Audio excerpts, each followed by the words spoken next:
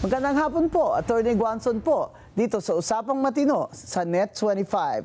Ang bisita po natin ngayon ay dalubhasa sa geopolitics at international relations at ngayon ay nagpi-PhD ng economics sa University of Peking. Dati na siyang may master's degree sa isang institute in France sa international relations at nagtapos din siya sa Universidad ng Pilipinas sa political science.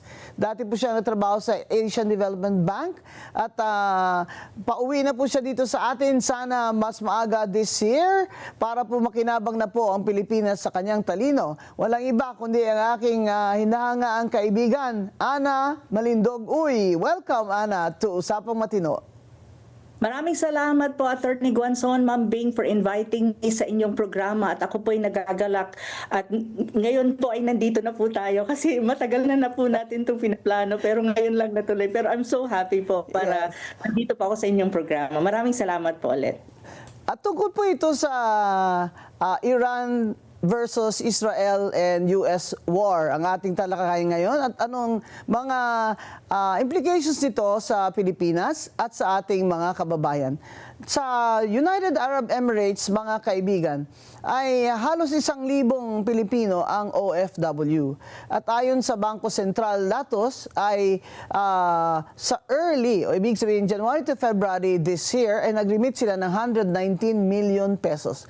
At kung i-times 2 mo yan, i-times mo yan sa buong taon, aabot sila ng mga 1 bilyong piso na i-remit sa kanilang mga pamilya itong taon. At yan po ay mahalaga, hindi lamang sa kanilang pamilya, kundi sa pagpalutang ng ekonomiya ng Pilipinas. May mga tanong po tayo para kay Ma'am Ana. So, Ma'am Ana, yung pag-strike ng Iran missiles sa the United Arab Emirates ay nagsara ang airport, lahat-lahat. Ngayon, ano po ang implications nito sa oil reserves ng, for example, ng Pilipinas o ng China? Dahil alam ko po na ang China ay kumukuha ng kanyang oil doon din sa Iran. Opo, let's contextualize po, Ma'am Bing, ang nangyayari po sa Iran versus Israel-US war na nangyayari ngayon. Opo, hindi na siya po, it's not necessarily contained between Iran and Israel and the United States. Makikita natin na escalated siya at naging regional conflict na po. But of course, ang mas apektado po is ang mga Gulf states. However, kailangan po natin ang predicate po na itong attack on Iran, as far as international law is concerned, as far as the UN Charter is concerned po, is a violation ng UN Charter and international law. Unprovoked po yan, and false pretense as far as the United States is concerned kasi po kung titignan natin yung Atomic Agency, UN Atomic Agency, sinasabi niya na wala namang proof na Iran is actually on the verge of producing nuclear weapon. And on the other hand, Pentagon also said na walang sign that Iran will attack the United States. Kasi ang sinasabi ng United States, kaya nila inattack ang Iran is precisely 3 things. I-atake daw nila a threat to the United States, which is the mainland. On the other hand po, is yung sinasabi nila may program daw ng intercontinental ballistic missile ang Iran and nuclear weapon, which is pinabulaan po ito ng mga UN agency. Isa dyan is ang UN agency. So malinaw po that this is an assault to the Iran sovereignty, and at the same time, right now, kaya tayo nagkaroon ng war because Iran is responding, basing it in UN Charter, saying that Iran has a right to self-defense. So as far as Iran is concerned, it's a right to self-defense. Ngayon, maganda ho ang tanong nyo kasi mas kailangan po natin maintindihan ano ang impact nito in the world, sa world economy at lalo na po sa Pilipinas. Kasi one thing that we have to remember po, aside from the fact na ang Pilipinas ay maraming mga OFW, especially sa Gulf states, kasama na dyan po ang Dubai, which is UAE, Bahrain, Oman, Lebanon, Kuwait, even Iraq is now part of the war. Makikita natin na marami tayong OFW. So when you talk about impact in the world economy, first and foremost pong impact dyan is makikita natin na right now po, yung Strait of Hormuz ay sinara na. ng Iran, and Iran controls that area. So lahat ng tanker na dadaan dyan, So, except for oil Chinese tanker. tanker. Yeah, oil tanker po, ma'am. Ibig sabihin, 20% of the oil trade passes through the Strait of Hormuz. Pero ngayon, ma'am, nag-announce ang Iran na only Chinese vessels can pass through. Kasi magkaibigan sila, best friends sila. Alright. So, ngayon, 20% po ng oil pumapasok dyan. So ngayon, if you look at the world economy, magkakaroon yan, ma'am, ng economic shocks when you talk about oil supply. Not necessarily, ma'am, immediately na, ngayon na, pero in a matter of time, mararamdaman po natin yan. Ngayon, kung tatanungin po natin ang ating bansa, Pilipinas, one thing that we have to remember, ang bansang Pilipinas po is import dependent. Ang problema pa ng Pilipinas, hindi lang siya oil import dependent, but other goods, even rice we import. So when you talk about energy shock, unang tatamaan po yung tinatawag mong oil price hike. Tataas ang presyo ng oil kasi tataas ang merkado sa international, and then it will impact the Philippines, and that's one. Then another one is shipping delay. Magkakaroon kanding delay ng supply, not necessarily in oil, but even other tradable goods. And then yung insurance surges po, kasi may insurance yan. So that one. The second very important aspect, when you talk about direct impact on the Philippines, is yung tinatawag po nating OFW vulnerability. First, ang problema ng evacuation scenarios. Kanina po, nabasa ko ang pronouncement ni BBM na hindi ko nga maintindihan si BBM Mambing kasi sabi niya 1,000 ang gusto nang bumalik sa Pilipinas. Tapos next figure is 1,004. Sabi ko, ano ba talaga? Asan ba talaga ang exact figures ng DFA at ng ibang mga ahensya ng gobyerno natin na kung saan dapat alam nila kung anong exact figure. Pero ang sabi pa ni BBM Mambing, mahihirapan daw ang Pilipinas i-evacuate. Syempre mahihirapan kasi hindi nila inayos yan from the very first time. That's right. Dapat Mambing, ano pa lang, Friday pa lang or Saturday pa lang, nagmi-meeting na sila how they gonna evacuate our OFWs from the Middle East. So, evacuation scenario is a big problem right now, lalo na kasi close na lahat, nagbubombahan na. Pangalawa, ma'am, yung sinasabi mong remittances. Anong impact niyan? Magkakaroon po definitely ng remittances disruptions. Kasi kung titignan mo ang Gulf state na around 2 to 4 million Filipinos ang nandun, ngayon 1,400 pa lang daw. May casualties na rin tayo sa Israel. So, ang financial system ng mga countries na to would stop because their buildings are being bombed.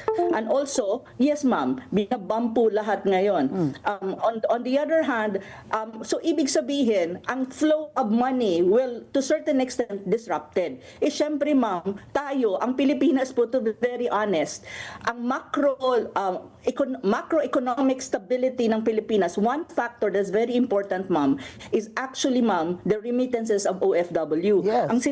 Yes. So kung magkakaroon ng ma'am ng disruption at sabihin natin ko konti ang remittances, magkakaroon niya ng impact sa economy, especially when you talk about liquidity natin as a country. And on the other hand, a pressure on the peso. Kasi ma'am, when we buy oil and we buy other imported products in the international market, we use US dollar.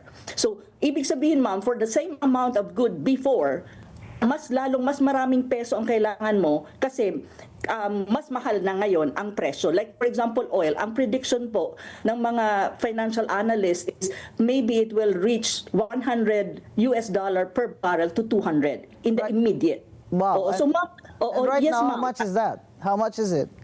Ma'am, ngayon I think it's around 80 to 60 in the international market. So it's already an increase. At saka mayroon daw fuel increase na already sa ating domestic market, ma'am. Mga 10 pesos na ata ang fuel sa atin, pati yung gasolina. So it's already an increase. Ang problema po sa Pilipinas, ma'am, and even other countries, kapag nag-increase ang fuel, whatever kind of energy-related products, ma'am, mag-i-increase ang food cost, mag-i-increase ang electricity and other transportation, lahat ma'am, kabit-kabit yan eh. Yeah. So yun ang malaking problema. And another thing ma'am na hindi dapat ma'am na-anticipate na ni BBM as president is yung labor displacement. Ma'am, kasi kapag tumagal yung war na yan, definitely there would be possibility na mas maraming Filipino OFWs ang i-evacuate, and then pagdating sa Pilipinas, walang you need trabaho. Oh, walang trabaho, ma'am, but the government needs to make some kind of assistance. Ang tanong, ma'am, saan kukunin ni BBM ang mga assistance mo when in fact we are deficit when you talk about budget? Right. Sabi ni Recto, ang ano natin, ma'am, 2026 budget ay kulang pa ng around more than 26 billion. I'm not 200. sure, ma'am, but 200 billion. 100 billion. So, ma'am, saan mo kukunin yun? Kasi pag pinag-uusapan natin dyan, ma'am, pera pa rin. May deficit na nga ang 2026 budget mo. Di bayaran ni BBM yung 203 billion na estate tax due natin. O di, Ayun, ma'am. linis na yung deficit. Di ba, Secretary Recto? Singilin mo na si Yun. BBM ng estate tax natin. Please continue, dapat, ma'am. Dr. Ana. Oo, ma'am, dapat talaga singilin at dapat talaga, ma'am, ma-resolve yung mga corruption na nangyayari sa Pilipinas kasi yan ang isa din sa mga issues.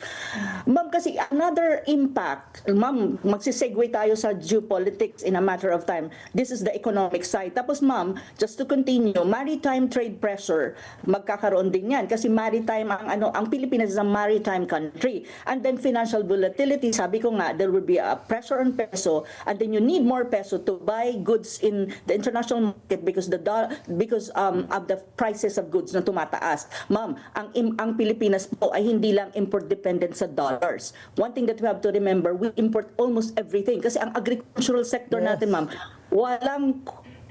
hindi ganon ka-effective or efficient or wala kang talagang productivity. Rice we import. Even salt, ma'am, we import. So paano yan? When there is a war, usually, ma'am, in international relation and in geopolitics, ang inuuna ng mga bansa is protektahan ng kanilang country. So ibig sabihin, lilimitahan nila, ma'am, yung pag-export nila ng goods kasi they need to have self-sufficiency. So that will start also in a matter of time kapag itong war sa Middle East is lalo pang mag-escalate at magkaroon ng spillover effect. So that is also another problem ng Pilipinas na dapat ngayon pa lang, ma'am, yung ating mga so-called leaders, pinag-uusapan na ito, meeting na mitigation, ano yung plan na hindi alam ng mga Pilipino kasi busy sila, ma'am, sa impeachment ni Sara Duterte. That's which correct. is crazy. Crazy talaga, ma'am. And then investment climate. This is the one na mag-shift ako, ma'am, with the issue naman, ma'am, ng EDCA. Kasi investment, ma'am, based on our data na actually, ma'am, nagsulat ako dito, ang investment sa Pilipinas, one of the problem of the Philippine economy at the moment is yung tinatawag natin, ma'am, na confidence ng investors. This is actually both the foreign investor at saka local investor. So ngayon, bumaba po ng 5.7% in real terms sa fourth quarter ng 2025 ang investment sa Pilipinas kasi nga walang confidence ang mga foreign and local investors precisely because of corruption. unang-una mataas po ang index ng corruption sa Pilipinas and it is known across the world. Akala kasi ni BBM at ng mga officials niya hindi alam ng mundo. Alam po ng mundo kung ano nangyari sa Pilipinas. So that's one thing. Now, in connection to the Iran crisis, Middle East crisis at the moment po, ma'am, kung titignan natin,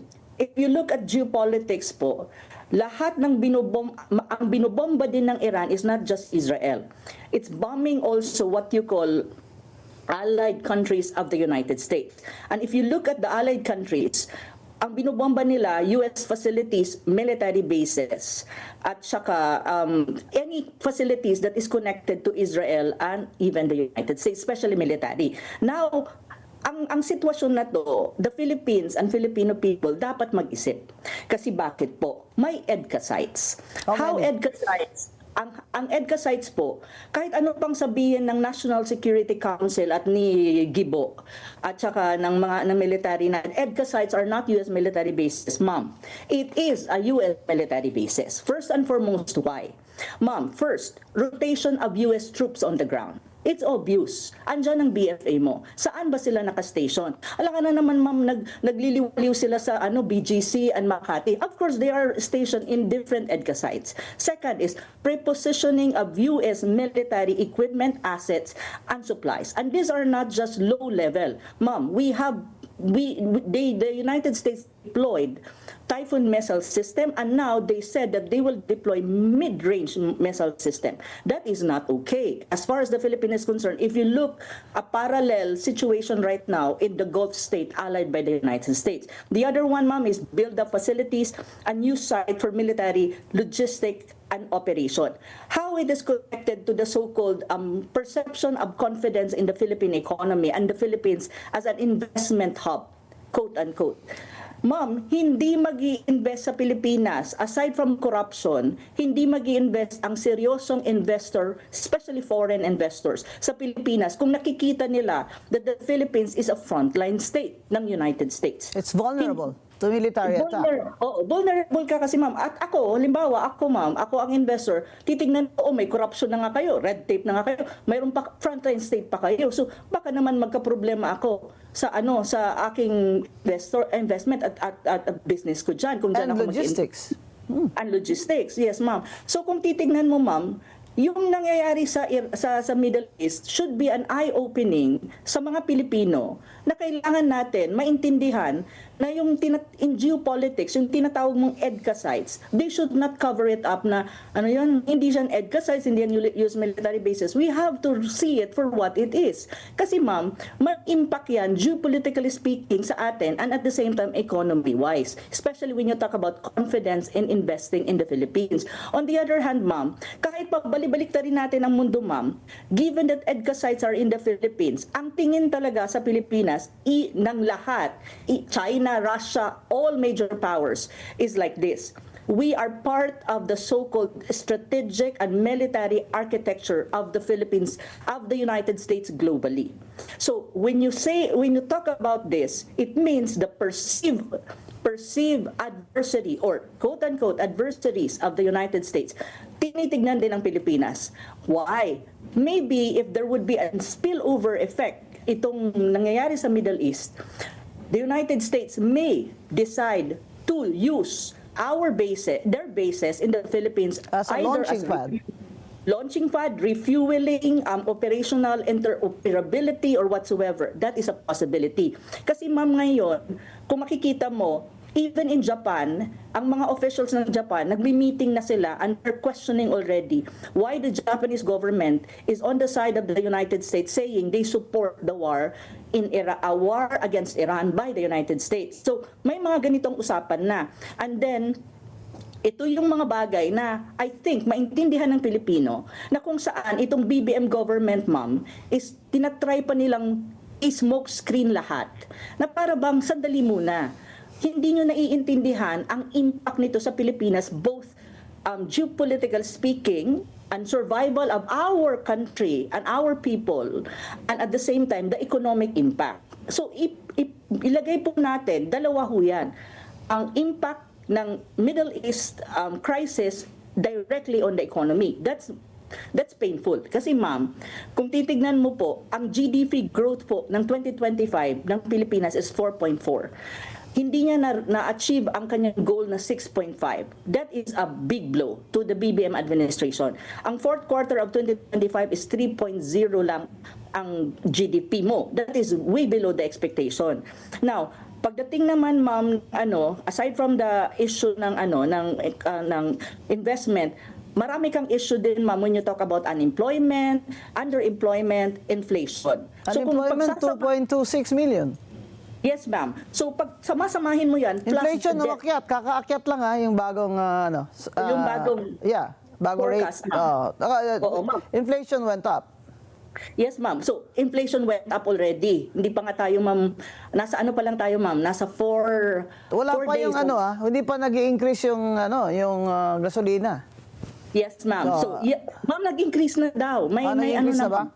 Oo, nag-increase na po. Oo, yan. Tapos ma'am, take note, our national debt is 17.7 trillion and then 63.2% debt to GDP ratio, which is beyond the threshold already. Because in a country, pag lumampas ka ng 60% debt to GDP ratio, it's already a signal. Parang, ops, red light na yan, mag-ingat ka na. So may ganun din. So kung sumahin mo ma'am, the Philippines really is in a very dire situation. At Ano pa yan, ma'am, na compounded pa siya dahil biglang nagkaroon ka ng Middle East crisis. Ang tanong kasi dyan, ano ang mitigating plan ni BBM?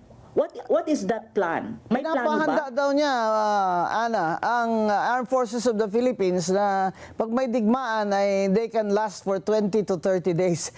Ewan ko kung anong klaseng reason that I suppose BBM expects a man-to-man war on land. But, you know, the war now, it's a missile attack. Yes, ma'am. I don't understand why the military had this is their frontline speech, di ba? Na we are ready for a war. No, we want to know what BBM has a plan. If he has a plan, na paano po tama economic mitigation dahil sa problemang nagdigmaang ito. Ang isa pang tinatanong, Ma'am Ana, is yung oil reserve daw ng Pilipinas, sabi ni BBM, ay good for 60 days. Anong masasabi nyo dyan? Eh yun na nga, nagkakaano din kasi nung una kong nabasa, ma'am, sabi niya good for 60 days at yung iba naman na reports ang sinasabi good for 30 days. So sabi ko, ano ba talaga? Mayroon ba sila talagang figure na it's good for 30 days, 60 days? Pero to be very honest po, it doesn't really matter at the moment. Kasi, okay, you have oil reserve, but even then, the prices of oil will already go up. Yun yung immediate How you gonna buffer the rise oil prices? At Which saan ka eventually, bibili?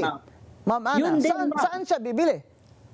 Mahirap yan, ma'am. Kasi kung bibili ka with everything that is close in the Middle East right now, yung air mo... O saan si BBM bibili ng oil? Ang ng alternative lang gasolina? natin, ma'am, ang alternative natin, to be frank with you, kung may pera tayo, which is yun ang problema, is either you buy it from the United States, which is malayo, that would be costly, or you buy it from Africa, like for countries like Algeria and Nigeria. Ma'am, my God, ang layo nun. Oo, saka ang pero problema iikot dyan, sila. ma'am, iikot sila, ma'am. Yes. Ang problema dyan, ma'am, kasi iikot ka, may insurance yan, ibabayaran mo yan, may freight cost yan. So mataas pa rin. Ang So tanong, China lang ang may supply kasi siya lang padadaanin sa Strait of Hormuz. yes, and Hindi Russia. naman bibili si BBM sa China. Ayun ang problema niya kasi wala tayo, hindi maganda ang relationship natin with China at the moment. At saka, with the new announcement of the United States saying na they will deploy more mid-range missile system sa Pilipinas, that is a no-no to China. As far as China is concerned, they oppose this. They've been opposing, ma'am, yung Typhoon missile system deployed already in the northern Luzon. Kaya nagiinit ang ulo ng China dyan. Kasi malapit yan sa Taiwan. Right. And we know that Taiwan is the soft belly and actually there are two soft bellies, ma'am, ng China. That is the South China Sea, pero hindi pa ako nangangamba dyan masyado, ma'am, though very critical yan, and it's a spot for any kind of military conflict. However, maraming players dyan, ma'am, andyan naman yung Malaysia, andyan din yung Vietnam. So hindi ganun ka, kumbaga, to have a military escalation, medyo mas lower ang ang possibility. Ang mahirap, ma'am, itong Taiwan part, which is ang deployment, ma'am, ng mga assets ng Amerika is actually nandun sa area na yon. Kasi Batanes is not declared as an EDCA site. But actually, if you really look at Batanes, ma'am, it is an EDCA site. It's very near China. Yeah, very near Taiwan. And also Taiwan, Taiwan po. So, ang Taiwan is part of China. So, in a way, ma'am, may ganun talaga na dynamic. So, kaya nga, maganda itong programa natin, ma'am, ngayong araw na to para maintindihan ng ating mga kababayan na ang problema ng Pilipinas dahil sa BBM government na yan is multi-level. Yes. Mayroon kang economic, mayroon kang international relation, you have a problem with your largest trading partner, which is China, both import and export, kasi sila talaga ang largest trading partner. Supposedly, China is one of our number 5, number 3 investors sa Pilipinas. Investor confidence is very, very low because ang Very BBM weak, administration massive corruption is very, very high. And Yes. our problem now is not just that we have a limited supply of oil and we will suffer from the increase in prices, businesses and our economy will suffer, but that BBM now, if it lasts more than 30 days, might not be able to buy oil nearby. So it's still going to cost the Philippines more.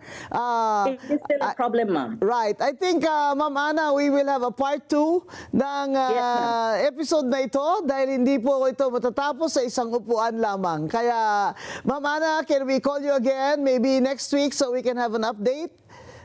Yes, ma'am. Pag ikaw ma'am nag-request, always yes. Thank you so much, ma'am, for fantastic. inviting me. Salamat po sa inyong tiwala sa akin at sa Usapang Matino. Mga kaibigan, pagpatuloy po natin dito sa susunod na kabanata. Ito po, si Attorney Rowena Guanzon, ang inyong lingkod.